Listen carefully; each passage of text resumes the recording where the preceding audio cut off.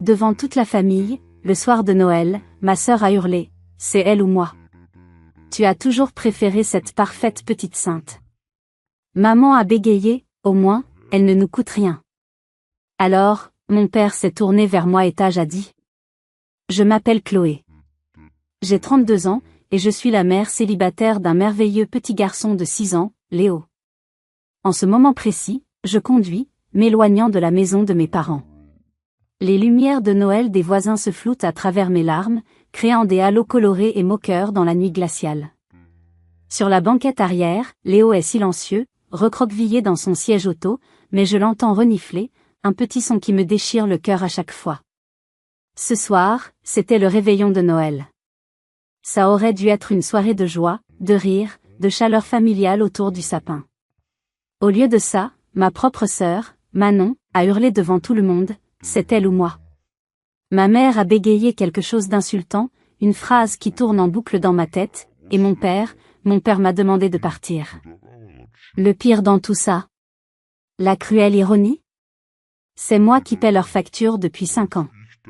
Avant de vous raconter en détail comment ma propre famille m'a brisé le cœur ce soir, j'aimerais beaucoup savoir d'où vous m'écoutez. De quelle ville, de quel pays? Et quelle heure est-il chez vous en ce moment? Dites-le moi dans les commentaires. Et n'oubliez pas de vous abonner si vous voulez suivre mon histoire et découvrir comment j'ai finalement réussi à tenir tête pour protéger mon fils et moi-même. La soirée avait pourtant bien commencé, ou du moins, j'avais essayé de m'en convaincre. Léo était surexcité. Il avait mis sa plus belle chemise à carreaux et n'arrêtait pas de me demander si le Père Noël aimerait les biscuits que nous avions préparés et décorés avec tant de soin. Moi aussi, j'avais fait un effort. Une jolie robe en velours vert, un peu de maquillage pour cacher les cernes de fatigue accumulées. J'espérais, comme chaque année, avec la naïveté d'une enfant, que la magie de Noël opérerait, que les vieilles tensions et les rancœurs s'apaiseraient le temps d'une soirée. Quelle idiote j'ai été. La porte s'est ouverte sur le visage tendu de ma mère, Martine. Chloé, Léo. Entrez vite, il fait froid. Pas de « Joyeux Noël », pas d'embrassade chaleureuse. Juste une injonction. L'odeur de la dinde rôtie et du sapin flottait dans l'air, mais l'atmosphère était glaciale, pesante. Mon père, Gérard, m'a à peine gratifié d'un hochement de tête depuis son fauteuil. Et Manon? Manon était assise sur le canapé, les bras croisés, me lançant un regard noir, un regard de pure haine. J'ai essayé de détendre l'ambiance, de forcer un peu de joie. Joyeux Noël tout le monde. Léo a un dessin pour vous. Mon fils a timidement tendu son chef-d'œuvre, une représentation colorée de toute la famille. Seule ma mère l'a pris, avec un sourire forcé qui n'atteignait pas ses yeux. Le dîner a été une torture silencieuse.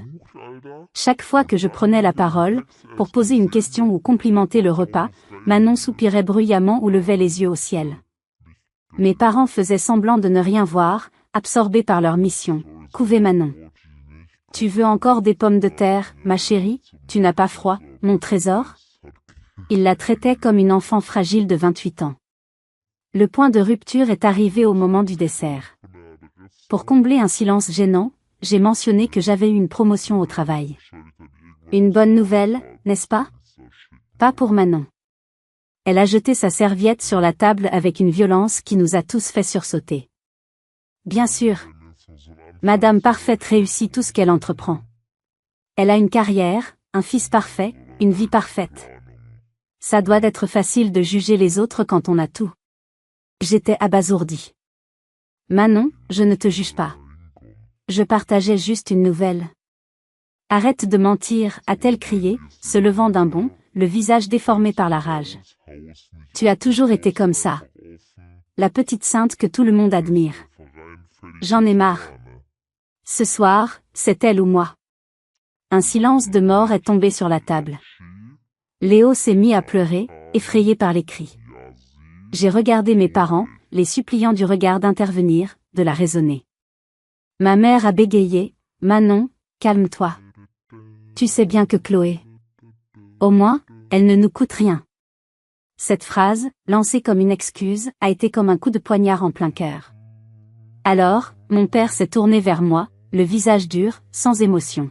« Chloé, Tu vois bien qu'elle est à cran. Ce serait peut-être mieux si vous partiez. Pour calmer les choses. Partir. Il m'a demandé de partir. De prendre mon fils en larmes et de partir dans la nuit de Noël, pour ne pas déranger ma sœur. J'ai senti quelque chose se briser en moi, un son clair et définitif.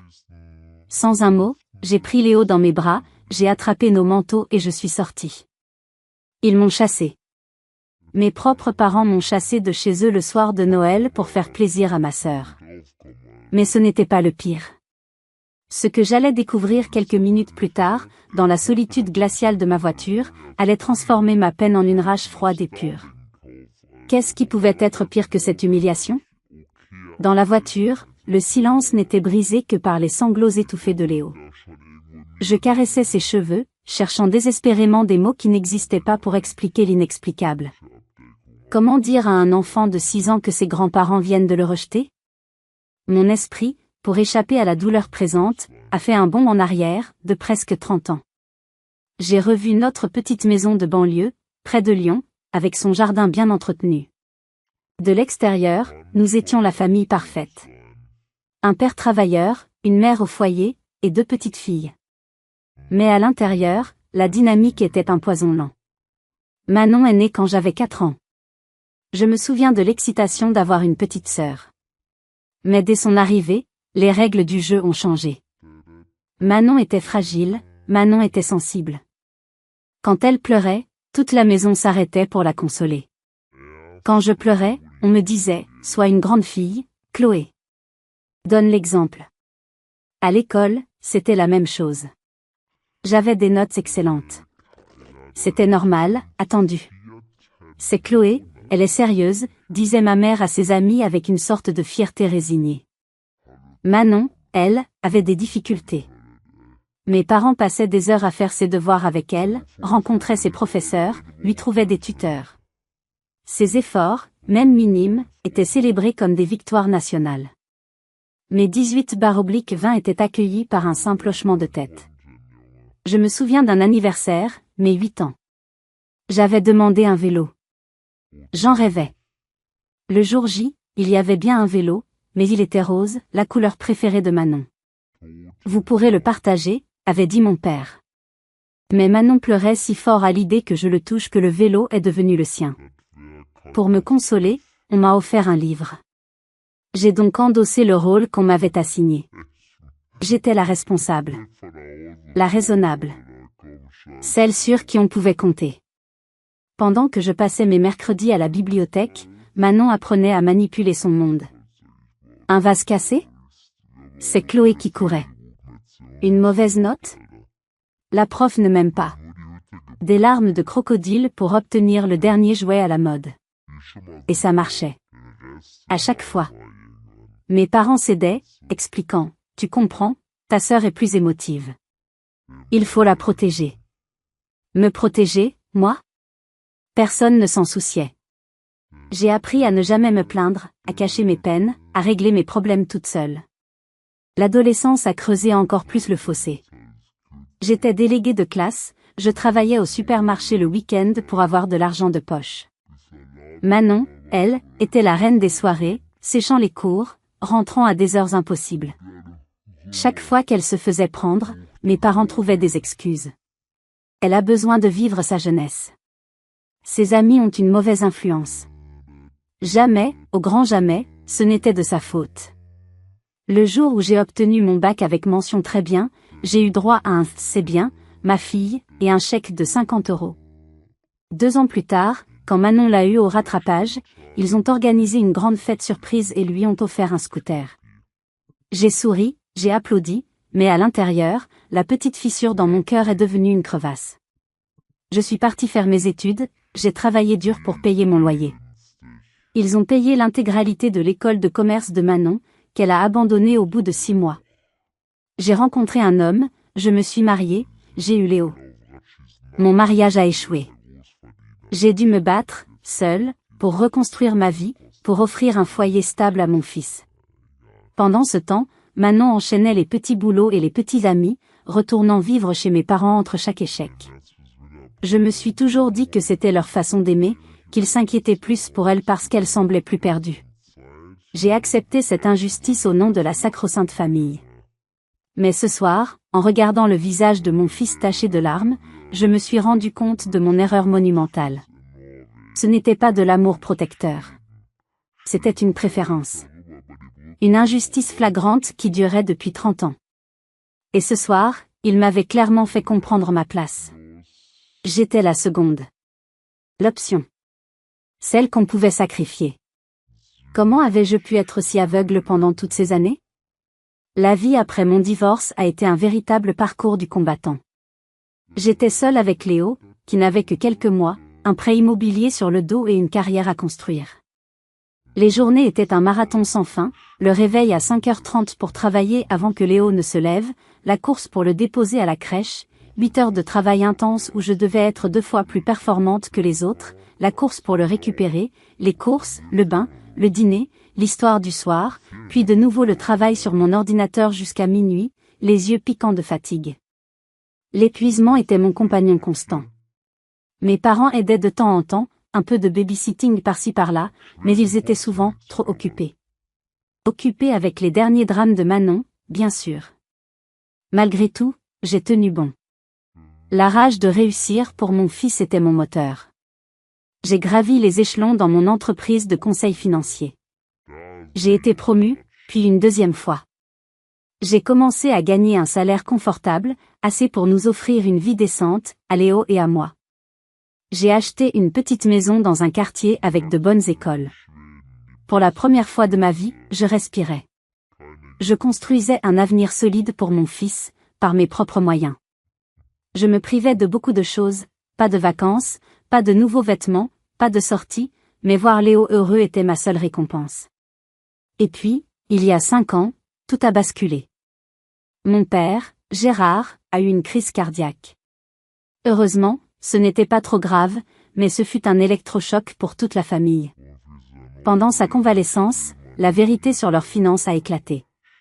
Des années à subvenir aux besoins de Manon, ses études abandonnées, ses voitures d'occasion, ses loyers impayés, une mauvaise gestion financière et la capacité de travail réduite de mon père les avaient mis au bord du gouffre.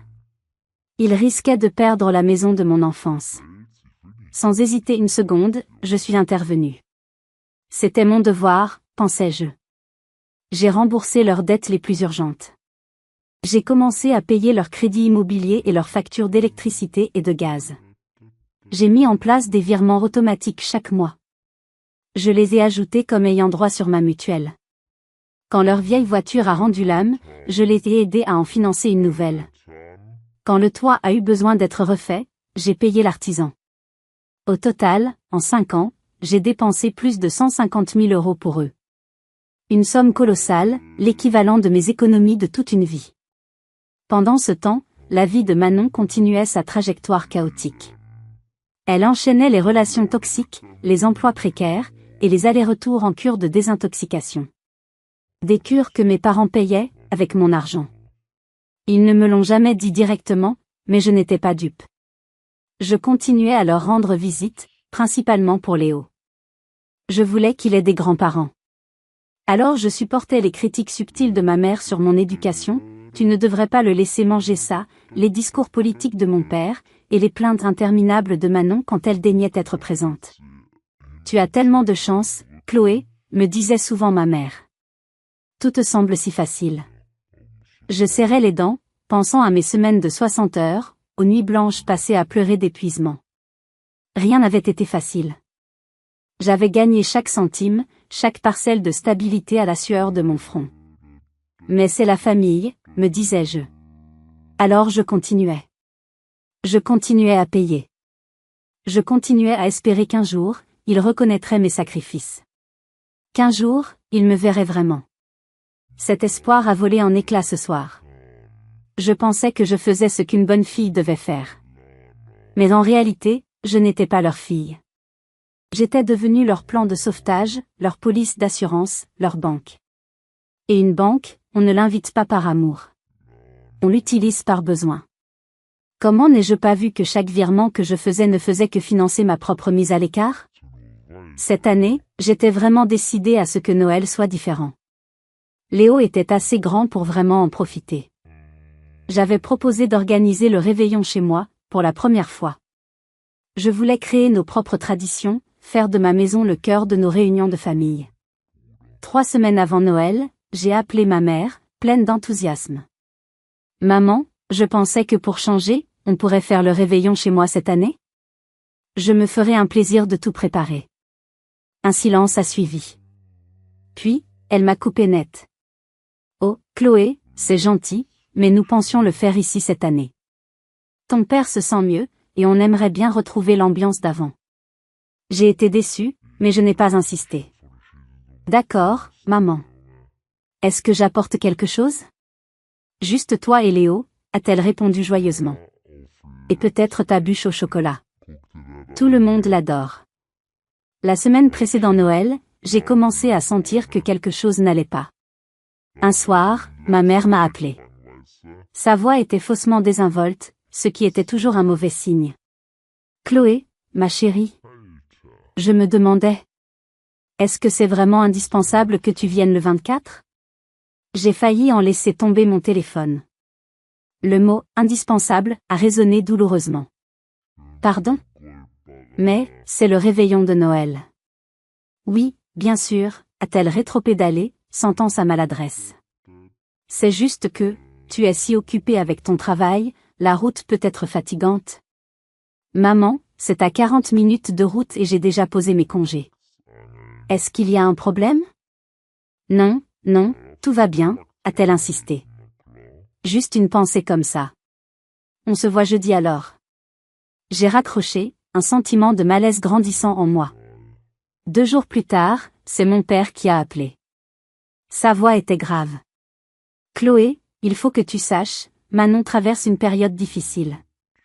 Elle vient de rompre avec son copain, c'est très dur pour elle. Sois compréhensive si elle est un peu, à fleur de peau. Mon cœur s'est serré. Encore et toujours Manon. Papa, j'essaie toujours d'être gentille avec elle. Ce n'est pas moi qui crée les problèmes. Je sais, ma puce, a-t-il soupiré.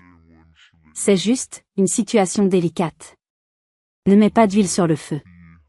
La suggestion était claire, la responsabilité de la paix familiale reposait, comme toujours, sur mes épaules. La veille du réveillon, un SMS de ma mère, pourrais-tu arriver vers 20h au lieu de 19h? J'ai besoin de plus de temps pour préparer. Mes soupçons grandissaient. J'en ai parlé à mon amie Sophie en buvant un café. C'est vraiment bizarre, a-t-elle froncé les sourcils. Surtout après qu'elle t'ait demandé si tu devais vraiment venir. On dirait qu'ils essaient de te décourager. Fais attention, Chloé.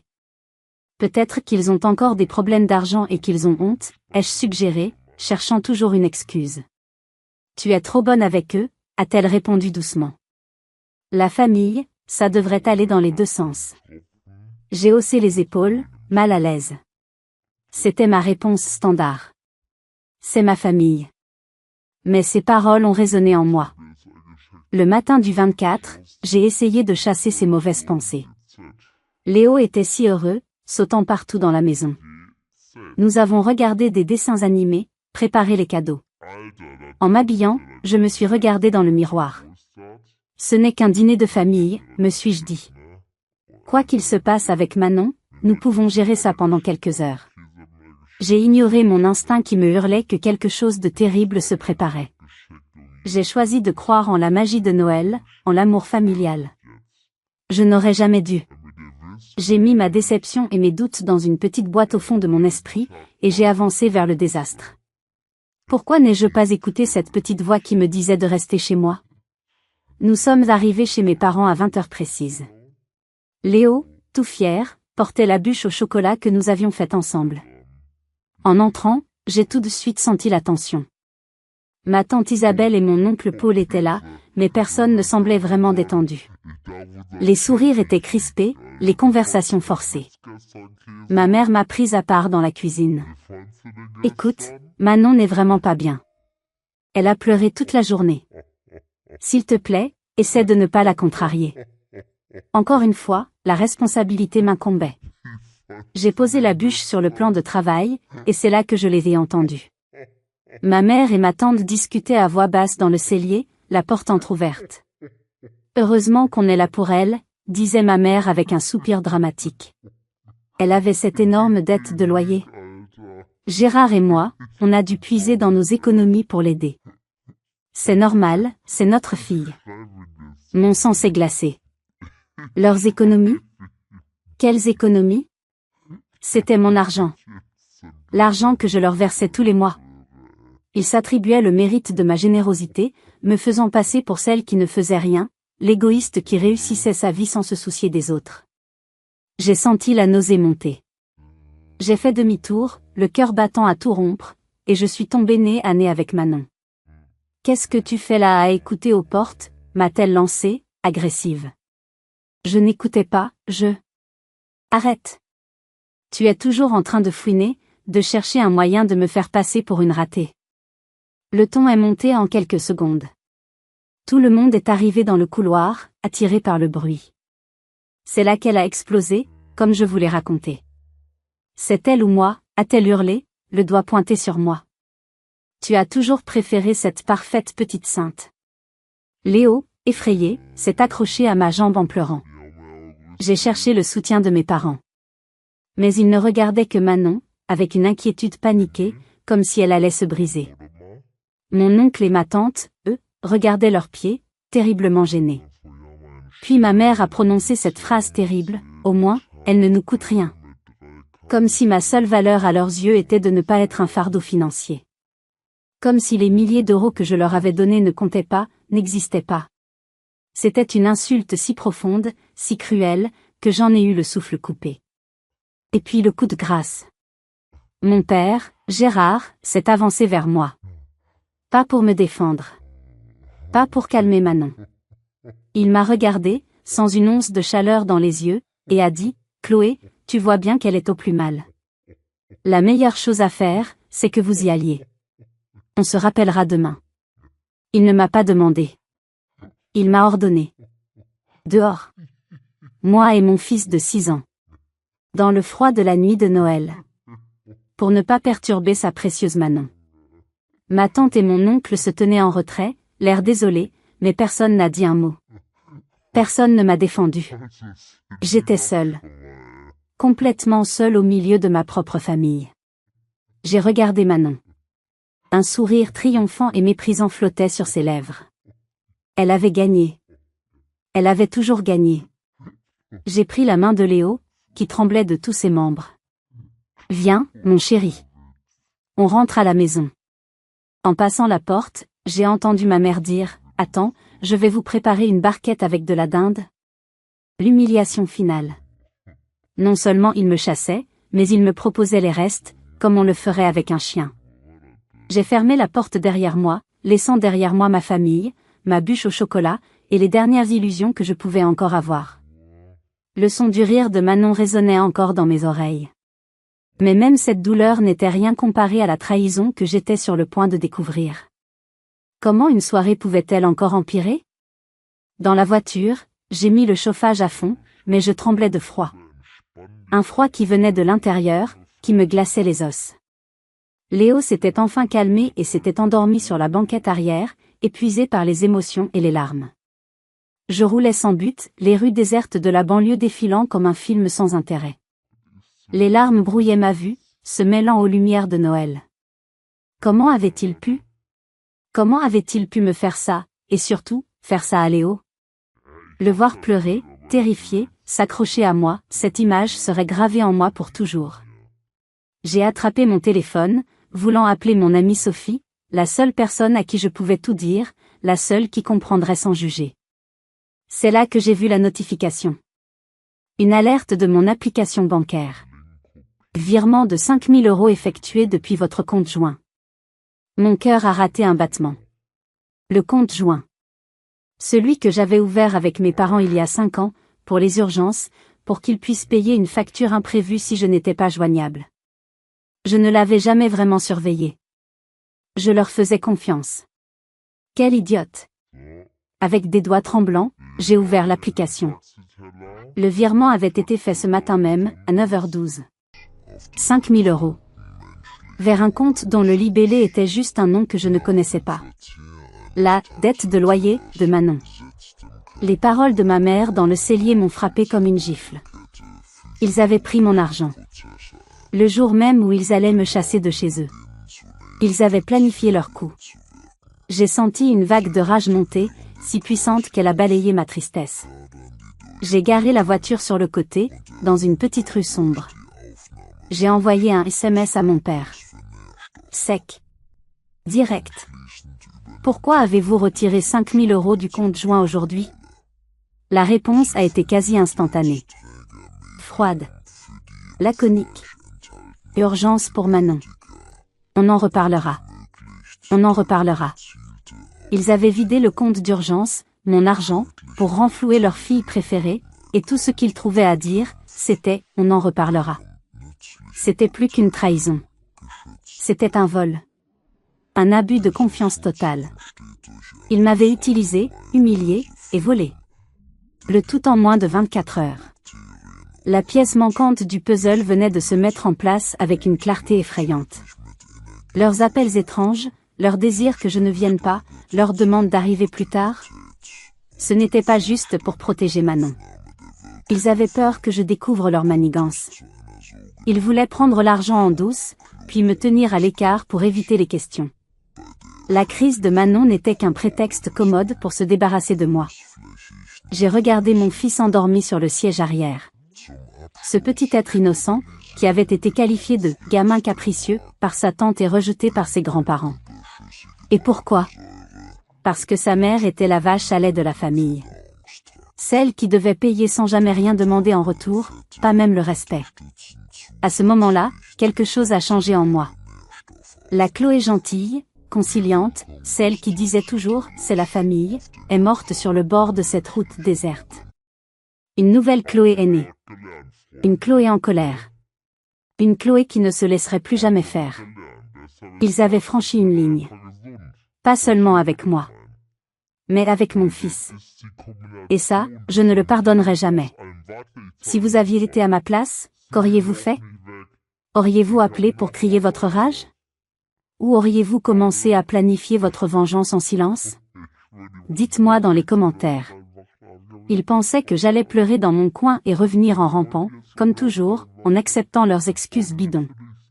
Ils se trompaient lourdement. Leur double trahison n'était pas la fin de l'histoire. C'était le début de la mienne.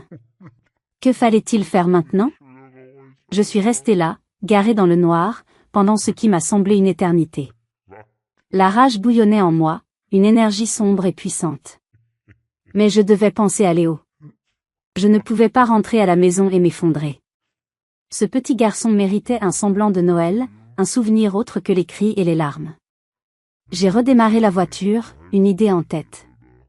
La plupart des magasins étaient fermés, bien sûr.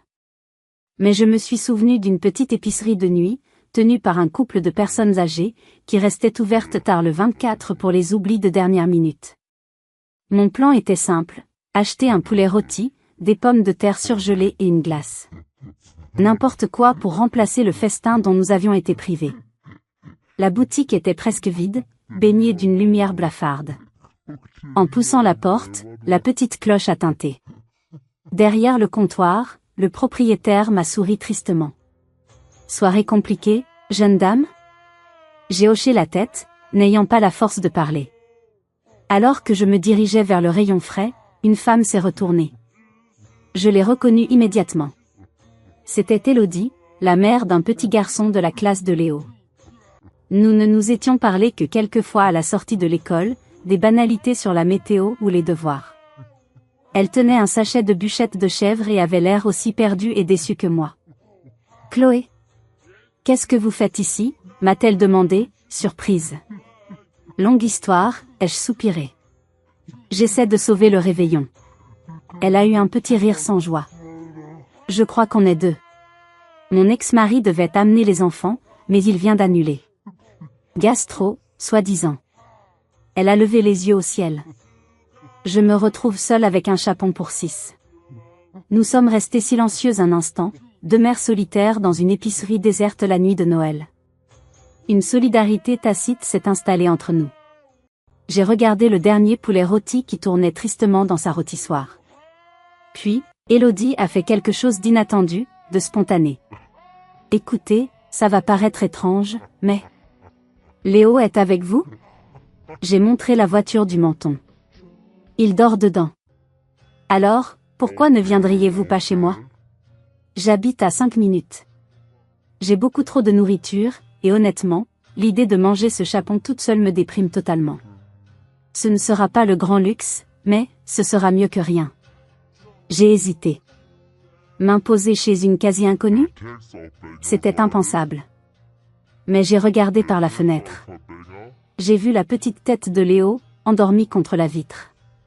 Et j'ai pensé à l'alternative, un repas triste dans notre cuisine silencieuse, avec ma peine pour seule compagnie. L'offre d'Élodie n'était pas de la pitié. C'était une bouée de sauvetage. Si vous êtes sûr que ça ne vous dérange pas. Au contraire, a-t-elle dit avec un vrai sourire, le premier que je voyais de la soirée. Vous me sauveriez la soirée. 5 minutes plus tard, je portais un Léo endormi dans un appartement chaleureux qui sentait bon la cannelle et le pain d'épices. Élodie était l'opposé de ma famille, simple, directe, bienveillante. Nous avons réchauffé le dîner, ouvert une bouteille de vin. Nous n'avons pas beaucoup parlé de nos malheurs respectifs. Nous avons parlé de nos enfants, de l'école, de nos boulots, de la vie. Quand Léo s'est réveillé, il était un peu perdu, mais Élodie lui a montré un immense circuit de train électrique installé dans le salon. Ses yeux se sont illuminés. Pour la première fois de la soirée, il a souri. Un vrai sourire d'enfant. Nous avons mangé notre chapon et mon poulet rôti sur sa table de cuisine, avec des serviettes en papier. C'était le réveillon le plus improvisé de ma vie. Et c'était le plus sincère, le plus authentique. Cette soirée, née du hasard et de la gentillesse d'une autre mère, m'a donné une force que je ne soupçonnais pas. Elle m'a rappelé que la famille n'est pas toujours une question de sang. Parfois, on la trouve là où on s'y attend le moins. En partant, Élodie m'a serré dans ses bras. N'hésitez pas si vous avez besoin de quoi que ce soit. Cette simple phrase contenait plus de soutien et de chaleur que toutes les paroles de mes parents depuis des années. Je savais maintenant ce que je devais faire. Comment allais-je utiliser cette nouvelle force? Une fois Léo recouché dans son lit, l'adrénaline de la soirée a laissé place à une détermination glaciale. La chaleur de l'accueil d'Élodie avait ravivé une flamme en moi. Je n'étais plus une victime brisée pleurant dans sa voiture. J'étais une mère qui allait protéger son enfant et se protéger elle-même. J'étais une femme qui allait reprendre le contrôle. Je me suis assise à la table de la cuisine, mon ordinateur portable ouvert devant moi. Fini les larmes. Fini les excuses. L'heure des comptes avait sonné. Ma première action a été de me connecter à mon compte bancaire. Le fameux compte joint. Il restait un peu plus de 2000 € dessus. Sans une seconde d'hésitation, j'ai cliqué sur « Virement ». J'ai transféré chaque centime restant sur mon compte personnel. Puis, j'ai cherché l'option « Clôturer le compte ». L'interface me demandait une raison. J'ai tapé « Abus de confiance ». C'était fait. Le robinet financier était officiellement et définitivement fermé. Le sentiment de pouvoir que ce simple clic m'a procuré était immense. Ensuite, j'ai ouvert ma boîte mail. J'ai commencé à écrire un long message, plein de rage et de reproches, déversant 30 ans de frustration. Je l'ai relu. Et je l'ai effacé. La colère ne mènerait à rien. Il ne comprendrait pas, se poserait en victime. J'avais besoin de quelque chose de différent. De quelque chose de froid, de factuel, d'inattaquable. J'ai rédigé un nouveau mail. Court. Précis. Chirurgical. Maman, papa. Ce qui s'est passé ce soir est inacceptable et profondément blessant pour Léo et pour moi. J'ai besoin de temps pour réfléchir à la nature de notre relation.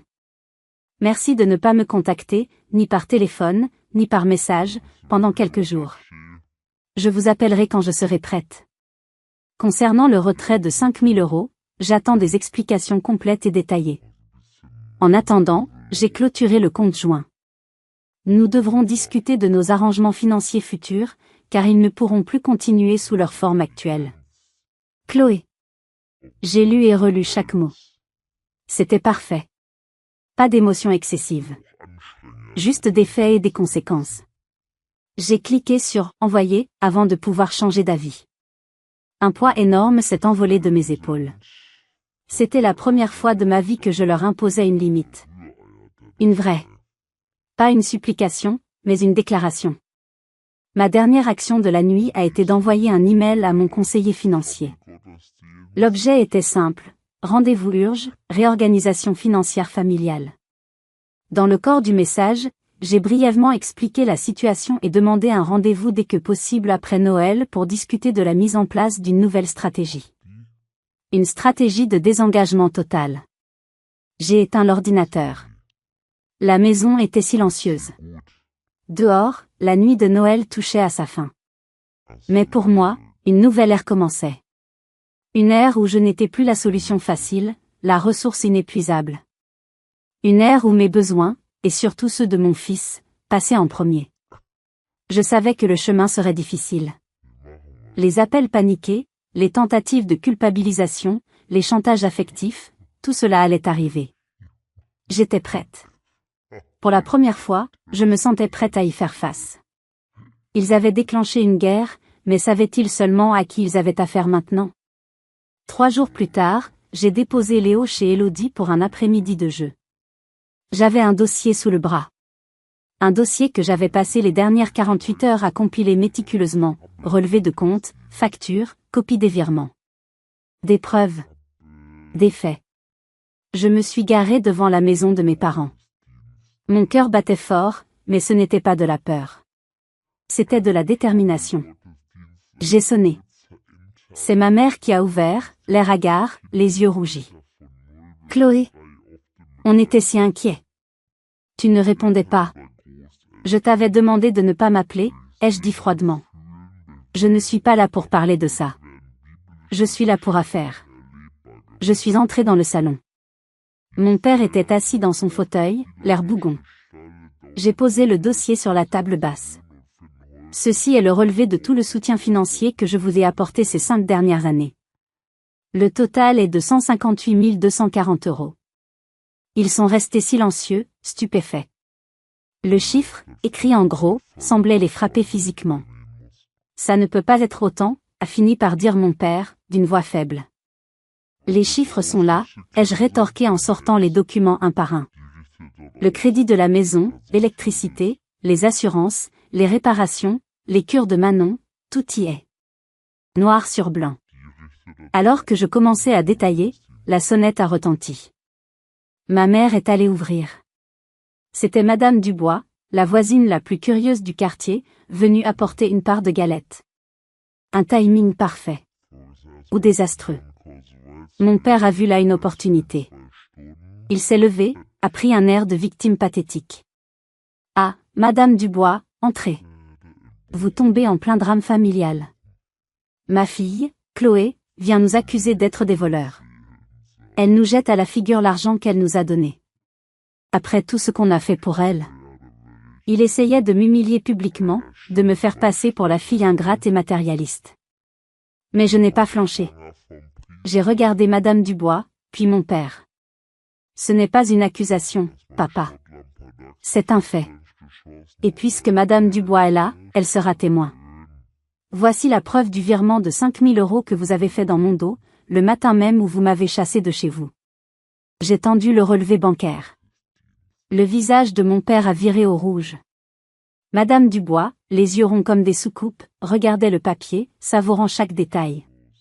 Nous devions aider Manon, a balbutié ma mère. Aider Manon? Ou continuer à lui mentir? C'est à ce moment-là que la porte s'est ouverte. Manon. Elle a vu les papiers, Madame Dubois, et mon visage fermé. Qu'est-ce qui se passe ici? Ta sœur est en train de nous faire un procès, a grogné mon père. Je ne fais pas de procès, ai-je dit calmement, en me tournant vers Manon. Je rétablis juste la vérité. Sais-tu qui a payé ta dernière cure de désintoxication, Manon? Et les 3 d'avant? Elle a froncé les sourcils. Ben. Papa et maman. Non. C'est moi. Tout comme j'ai payé le loyer que tu ne payais pas. Tout comme je paie le toit sous lequel tu vis gratuitement. L'argent que tu croyais venir d'eux, venait de moi. Le silence qui a suivi a été assourdissant.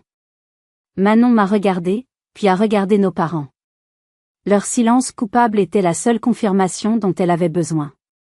Le mur de mensonges qu'ils avaient bâti pendant des années venait de s'effondrer. Madame Dubois, sentant qu'elle assistait à un moment historique, s'était discrètement assise sur le bord du canapé, n'en perdant pas une miette. Le visage de Manon est passé par toutes les couleurs. La surprise, l'incrédulité, puis une lueur de compréhension. Mais avant qu'elle ne puisse dire quoi que ce soit, j'ai repris la parole, car je n'avais pas encore terminé. Le plus dur restait à venir. La raison pour laquelle je suis ici, ai-je continué, ma voix toujours aussi calme et posée, dominant le silence pesant du salon, n'est pas pour vous réclamer cet argent.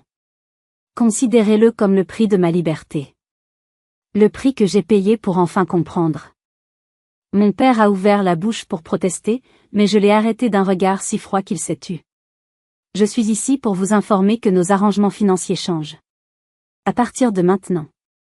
Qu'est-ce que tu veux dire, a demandé ma mère, la panique commençant à poindre dans sa voix. Elle se tordait les mains, le regard fuyant. Je veux dire que le soutien inconditionnel, c'est terminé.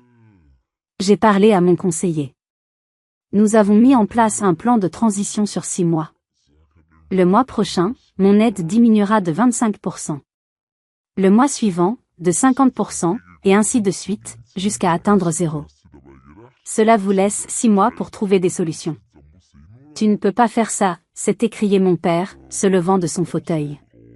Nous allons perdre la maison. Avec ma santé. C'est inhumain. Vous avez des options, ai-je répondu, imperturbable. Vendre la maison et prendre un appartement plus petit, ce que vous auriez dû faire il y a des années. Faire une hypothèque inversée. Mon conseiller est prêt à vous rencontrer pour en discuter. Mais ce ne sont plus mes problèmes. Ce sont les vôtres. C'est à cause d'une seule mauvaise soirée, a demandé mon père, incrédule. Tu nous abandonnes pour une dispute de Noël? Ce n'est pas à cause de Noël, ai-je clarifié. Noël a juste été le moment où j'ai enfin ouvert les yeux. C'est à cause de 5 ans, non, de 30 ans, où vous m'avez considérée comme acquise. Où vous avez accepté mon argent en donnant le crédit à Manon. Où vous avez toujours fait passer ses besoins avant les miens, et surtout, avant ceux de votre petit-fils. Manon, qui était restée silencieuse, a fait un bruit de dédain. Alors c'est bien ça. Tout tourne autour de l'argent. Tu nous le jettes à la figure. Je me suis tournée vers elle. Non, Manon. Ça tourne autour du respect. Un respect que tu n'as jamais eu pour moi, et que nos parents ne m'ont jamais accordé. Ça tourne autour de la vérité que l'on t'a cachée, te laissant croire que tu pouvais vivre sans conséquence. Je me suis levée, rassemblant mes documents. Madame Dubois, elle aussi, s'est levée, sentant que le spectacle était terminé et qu'elle avait assez de potins pour tout l'hiver. Chloé, s'il te plaît, a supplié ma mère, les larmes aux yeux. Vous pouvez y arriver, lui ai-je assuré, sans chaleur mais sans méchanceté. Vous êtes des adultes intelligents et capables. Vous êtes juste devenus dépendants de mon aide, mais cela ne veut pas dire que vous en avez besoin pour survivre. La colère a finalement remplacé l'incrédulité sur le visage de mon père. Alors c'est tout. Après tout ce qu'on a fait pour toi, tu nous tournes le dos. L'ironie de sa phrase m'a presque fait rire. Je ne vous tourne pas le dos. Je construis une barrière. Une barrière saine qui aurait dû exister depuis le début. Je me suis dirigée vers la porte. Manon s'est mise sur mon chemin, tu te crois tellement parfaite, n'est-ce pas? Avec ta carrière, ton gosse et ta grande maison. Je l'ai regardé droit dans les yeux. Non. Mais je sais ce que je vaux. Et je sais ce que mon fils mérite. J'espère sincèrement que tu obtiendras l'aide dont tu as besoin, Manon. Mais ton mal-être ne te donne pas le droit de faire du mal aux autres, surtout pas à un enfant. J'ai ouvert la porte. Ma mère pleurait. Et pour les anniversaires? Les prochaines fêtes? Les prochaines fêtes, ai-je dit en la regardant une dernière fois, seront basées sur le respect mutuel. Ou elles ne seront pas. J'ai quitté la maison la tête haute, laissant derrière moi un silence assourdissant, celui de la vérité. La guerre n'était pas terminée, mais la bataille la plus importante, celle pour ma dignité, venait d'être gagnée. Que allait-il se passer maintenant qu'ils étaient livrés à eux-mêmes? Les semaines qui ont suivi ont été un véritable champ de bataille émotionnel. Comme prévu, il y a eu des appels paniqués, des messages de ma mère alternant entre les supplications, « Nous n'y arriverons jamais sans toi », et les reproches, « Comment peux-tu faire ça à ton vieux père malade ?» J'ai tenu bon. À chaque fois, je répondais poliment mais fermement par SMS, « C'est une décision que vous devez prendre avec papa. » Parléant au conseiller. J'ai refusé de me laisser entraîner dans des conversations téléphoniques chargées de culpabilité. Lentement, très lentement, ils ont commencé à comprendre que je ne bluffais pas. Ils ont rencontré mon conseiller, qui leur a exposé leurs options de manière factuelle. Ils ont mis la maison en vente. Mon père a dû recommencer à gérer leur budget, une chose qu'il n'avait pas faite depuis des années. Notre relation est devenue distante, mais paradoxalement plus honnête. Nos rares conversations téléphoniques ne tournaient plus autour de l'argent ou des problèmes de Manon. Elles étaient courtes, maladroites, mais elles étaient réelles. Pour la première fois, il me demandait comment j'allais, moi. La plus grande surprise est venue de Manon. 2 mois après notre confrontation, elle a déménagé. Elle est entrée dans un centre spécialisé dans le traitement de son trouble, dans une autre région. Avant de partir, elle m'a envoyé un long email. Ce n'étaient pas des excuses parfaites. Il y avait encore de la colère, de l'auto-apitoiement. Mais il y avait aussi une phrase qui a retenu mon attention, « Je crois que j'ai besoin d'apprendre à vivre sans filet de sécurité. » Et peut-être que toi aussi, tu as besoin de vivre sans être ce filet. C'était la chose la plus lucide et la plus honnête qu'elle m'ait jamais dite. De mon côté, ma vie se transformait. L'argent que je ne dépensais plus pour mes parents, je l'ai investi. En moi. J'ai commencé une thérapie. J'ai appris à déconstruire 30 ans de culpabilité, à comprendre que je n'étais pas responsable de leur bonheur, ni des problèmes de ma sœur. J'ai appris que dire « non » n'était pas un acte d'égoïsme, mais un acte d'amour-propre. J'ai aussi investi dans ma relation avec Léo. Nous avons commencé des « samedis d'aventure », explorant la région, créant nos propres souvenirs, nos propres traditions. Nous avons ri plus que nous n'avions ri depuis des années. Ma famille choisie s'est agrandie. Élodie et son fils sont devenus des amis proches. Sophie, mon amie de toujours, était là, comme une ancre. Nous avons formé une petite tribu de mères célibataires, nous soutenant sans jugement, partageant nos galères et nos victoires. Un soir, en bordant Léo, il m'a demandé, « Maman, est-ce qu'on est toujours une vraie famille, juste nous deux ?» Je me suis agenouillée près de son lit et j'ai pris ses petites mains dans les miennes. Absolument. Une famille, ce n'est pas une question de nombre. C'est une question d'amour, de respect et de sécurité. Et nous deux, toi et moi, c'est la famille la plus forte du monde. Aujourd'hui, 1 an a passé. Mes parents ont vendu la maison et vivent dans un appartement plus petit, plus adapté. Ils se débrouillent. Notre relation est encore en reconstruction, mais elle est plus saine. Ils viennent voir Léo, non plus par obligation, mais par un désir sincère de le connaître. Manon est toujours en traitement. Nous nous écrivons de temps en temps. C'est un début. Cette expérience m'a coûté cher, émotionnellement et financièrement. Mais elle m'a offert le plus beau des cadeaux, la liberté. La liberté d'être moi-même, pas seulement la fille ou la sœur de quelqu'un. La liberté de définir ce que signifie la famille selon mes propres termes. Si mon histoire a résonné en vous, s'il vous plaît, laissez un like et partagez-la avec quelqu'un qui pourrait avoir besoin de l'entendre. Et surtout, j'aimerais lire vos histoires. Avez-vous déjà dû établir des limites difficiles avec vos proches? Comment avez-vous trouvé le courage de le faire? Racontez-moi dans les commentaires. Nos expériences sont notre plus grande force. Merci de m'avoir écouté. Et souvenez-vous, parfois, la chose la plus aimante que vous puissiez faire, pour vous et pour les autres, est de vous choisir en premier.